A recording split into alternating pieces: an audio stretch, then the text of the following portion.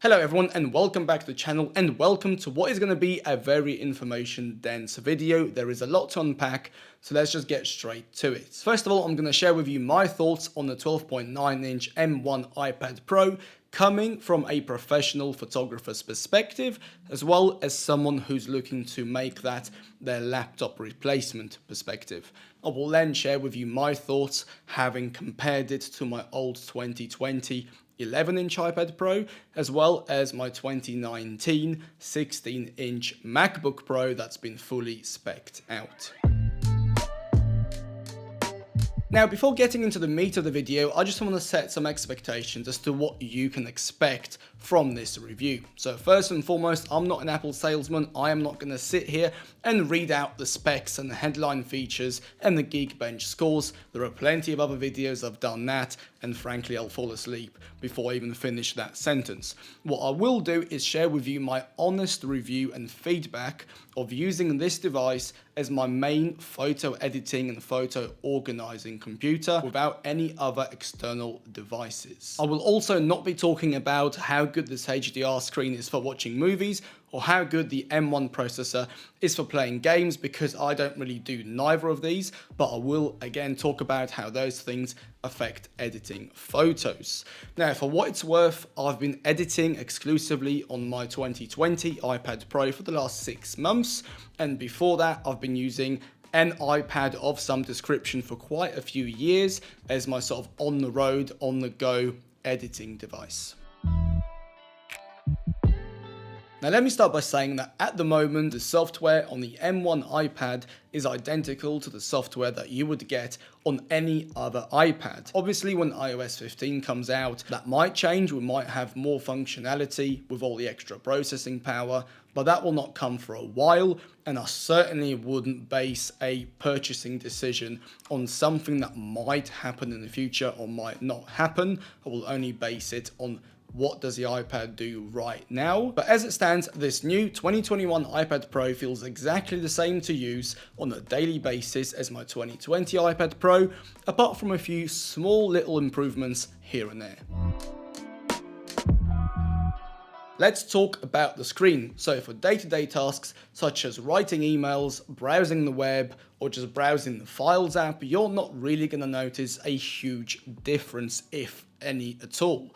You will probably see that it's a little bit brighter compared to the old one, which will benefit those of you who do work outside a little bit more. However, the difference is not big enough for me to kind of make a big deal about it. It's very subtle. Some people might not even notice it. Where it does come into its own a little bit is when you are editing photos. That's where you will really start to see a difference. Again, the difference is not huge, but it's there.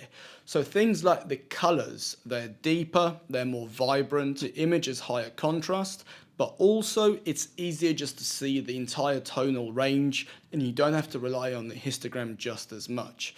So basically what that means in sort of layman's terms is that when you're editing photos, you can judge a lot easier on the exposure levels just by looking at the image versus always relying on histogram or other tools to help you.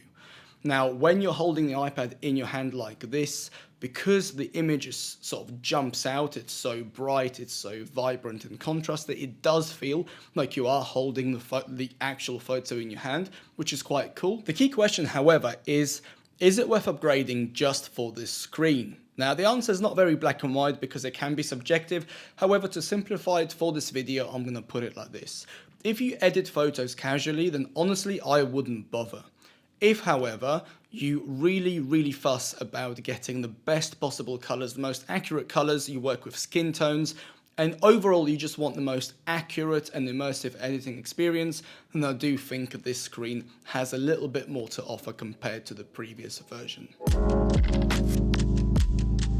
I have to say, this is the area where I found the biggest improvement over the previous iPad. So for example, if I am taking, let's say, copying the edit from one RAW file and applying it to 50 other RAW files, that happens like that compared to the previous model.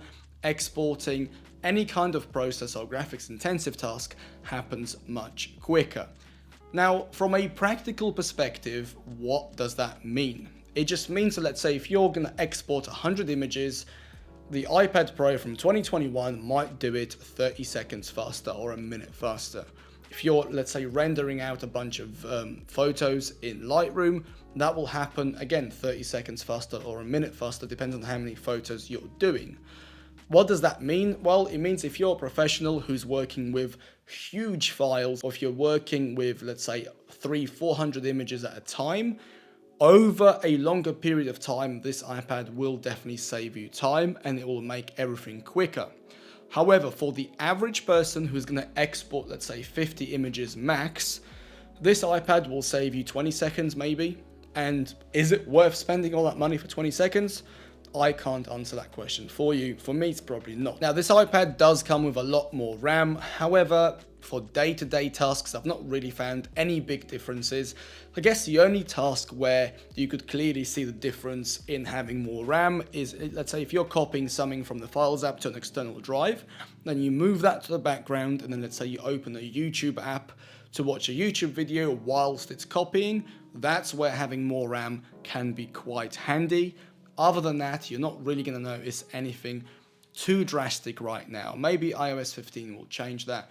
But as it stands, I wouldn't use RAM as like your main purchasing decision. Is it quicker than the previous generation iPad? Short answer is yes. Now, your mileage will vary depending on what SSD you use, what hard drive you use, what card reader you use, what card you use, what cable you use, because all of these things will have an impact on how quickly the data will transfer from one to the other. However, overall, I found a noticeable improvement on the SSD. However, on the hard drive and on the SD card, the improvement was less noticeable, but it was still there. However, if you take the same stuff and you plug it into a MacBook Pro, the transfer speeds were definitely quicker. Now, many people have noted that already in other YouTube videos, and no one is clearly sure why this is happening. Hopefully it's just software, but it's something to keep in mind. With the M1 specific points out the way, I'm now going to have a chat about a general iPad photo editing experience. So it's an experience that I personally really like and I prefer to a laptop or a desktop. There are many reasons for it. The first one is the overall user experience. So when you're holding an iPad in your hand, editing the photo with your fingers using the pen, it feels a lot more immersive compared to just sitting at a desk using a mouse and a keyboard. Now, sure, the keyboard does come in handy, especially for selecting images or going through images quickly on the iPad, but when it comes to just adjusting the sliders or playing with the tone curve, it feels a lot more intuitive and a lot more natural to do it on the touch screen. Also, on the 12.9 with the new HDR screen, it does feel like the closest thing to holding the actual photo in your hand. The second reason is I personally found that editing on the iPad is a lot more efficient because you can combine keyboard shortcuts with a trackpad, with an Apple Pen, and with your finger. So you can literally have one hand on the keyboard doing the shortcuts and the other hand with the pen doing any kind of, let's say, filling in or touching up or using the settings or the sliders. And generally, you just go through the images a lot quicker compared, at least in my experience, to a traditional desktop or a laptop setup. I also found that the Apple Pencil is a lot more accurate for when it comes to working with any kind of layer or mask-based work such as Photoshop or Affinity Photo. Another huge bonus that I've personally found is just how versatile the iPad is compared to a traditional computer. So if I'm just chilling on a sofa, or in my case, my beanbag, I can effectively just hold it in my hand and just edit with a pen. I can sit on the desk, I can plug it into a monitor if I wish, or I can use the smart keyboard and use it as a laptop. And finally, if you are as clumsy as I am, the good thing about this setup is if you spill your coffee on the keyboard, you're not gonna kill the entire laptop, you're just gonna kill a keyboard, which is still overpriced at 300 quid, but it's better than paying 3 grand for a new laptop. As much as I love editing on the iPad, there are a few pain points which just make the whole experience very frustrating and very annoying. If you're copying files from, let's say, the Files app, you don't know how big the file that you're copying is. It then doesn't tell you how much space you have left on an external hard drive. And finally, it doesn't tell you how long it's going to take to finish copying that file. All you get is a little spinning wheel at the top, and that might mean 10 minutes, 10 hours, 10 seconds, or it might mean it's completely frozen. So if you can imagine, if you're, let's say, in a rush and you have a big file to copy, that is very frustrating. And other little things here and there, like the most annoying thing is the True Tone display. Now, it's fantastic for reading, but I wish that the laptop or the iPad, sorry, was smart enough to figure out that if you're opening Lightroom or a photo editing app, then it's probably wise to switch off True Tone automatically, because then you'll end up editing a photo, you'll think it looks great, to then switch off True Tone and realize it's too cool because you were obviously editing it with this True Tone filter applied. So loads of these little tiny things which to some people might be completely insignificant. However, if you're using the iPad as your main editing device, it can get very frustrating, and I certainly hope it gets sorted soon. Obviously, your budget and your own needs and requirements will vary quite a lot. However, as a rule of thumb, I would say if you're a heavy user, go for the 1TB version with 16 gigs of RAM. If you're a casual user and you want the latest iPad, go for the 256 gigabytes with 8 gigs of RAM. If you're going to go for the 512, then might as well spend a little bit more and get the terabyte, and only go for the 2TB like I did if you're going to be doing other stuff like video editing on top of photo editing. If you are a professional, a power user, you'll be running loads of like 100 megapixel photos through the iPad, you work with thousands of files and it's your profession, then yeah, by all means go for the 2021 version, you will definitely see an improvement. However, if you're a casual user, you do it as a hobby, you're not interested in having 30-second quicker render times, then just save a ton of cash, get a refurbished or probably still brand new at a discount 2020 iPad, and trust me, that will be more than enough for, I would say, most casual users. If you already own a 2020 iPad, I would say wait. Don't get the 21 just yet, because you will not witness any real benefits unless you're moving from an 11 to a 12.9 like I did, or unless you want to make it your sort of primary device. But even so, if you already have a 12.9 inch and you want to get another 12.9 inch, unless you're going to be watching HDR movies and that's what you do most of the time, I would say hold on for now, see what Apple can come out with, and even if iOS 15 turns out to be incredible for the new iPad, it will not be released until like the autumn anyway, so you might as well wait till then, get more use out of the current iPad, and then probably grab a deal later down the line. I came from the 11-inch iPad and obviously upgraded to the 12.9. Having used them both, as you can imagine, there's pros and cons to each. Now, for photo editing, I did find the 12.9-inch screen a lot easier on my eyes when it comes to editing, because you just simply have more real estate and everything is bigger. However, that's not to say that the 11-inch was cramped. I used the 11-inch again earlier today and it felt absolutely fine.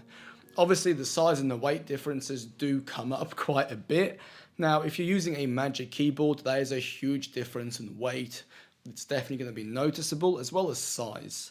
However, if you're not using a Magic Keyboard, then the weight difference is not as significant as you think. If the iPad is going to be your primary editing device, go for the 12.9. If it's going to be, let's say, an add-on to a laptop or something that you will only use when you travel, then go for the 11.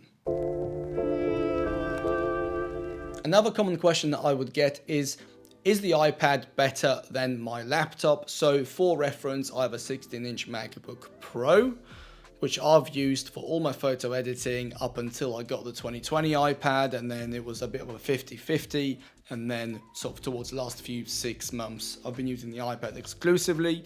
So I would say It's not better, it's not worse, it's just a very different experience, and the experience you're gonna have will vary a lot depending on what you do. So if, for example, you use Photoshop a lot, you use Lightroom plugins, you tether, or you use any high-end editing software like Capture One, or any, let's say, niche software, then obviously an iPad is going to be completely and utterly pointless. From a performance standpoint, from a hardware standpoint, obviously the iPad is way better than my 16-inch MacBook Pro. From a software point of view, then sure, the iOS is still extremely crippled compared to macOS. But again, as I've said earlier, it just depends on what you do. For me personally, it's not that crippling apart from the file management. However, for someone like you who might be tethering or using other plugins or using Lightroom Classic, it will be a complete and utter no-go.